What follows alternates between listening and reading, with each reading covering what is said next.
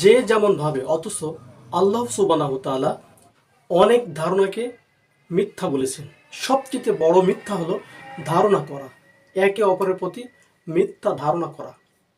যদি কেউ মনে করেন যে চোর যেমন মনে করে যে সবাই মনে হয় আমার মতো চুরি করে, একজন নামাজি সেও মনে করে যে আমার মনে হয় সবাই আমার মতো নামাজি, একজন ডাকাত সেও মনে করে সবাই মনে হয় আমার মতো এরকম ডাকাতি, যে গীবত করে সেও মনে করে সবাই মনে হয় আমার মতো গীবত করে, যে জেনাখোর সে আসলে মনে করে আসলে মনে সবাই আমার মতো,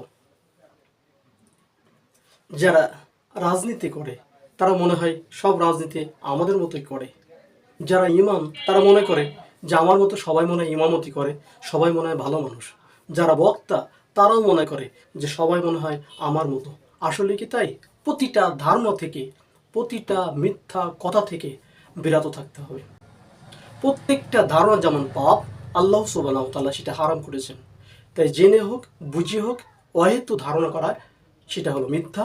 আর আল্লাহ সুবহানাহু ওয়া তাআলা এই ধারণাকে যেভাবে রাসূল সাল্লাল্লাহু আলাইহি সাল্লাম হারাম করেছেন, আল্লাহ সুবহানাহু ওয়া তাআলা হারাম করেছেন।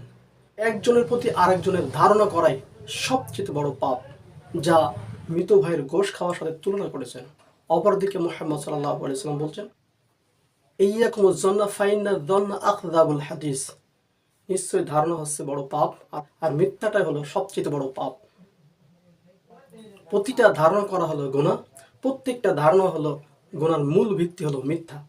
এই সমস্ত কর্ম আমল থেকে সবাইকে আল্লাহ সুবহানাহু ওয়া তাআলা অনেক অনেক দূরে রাখুন।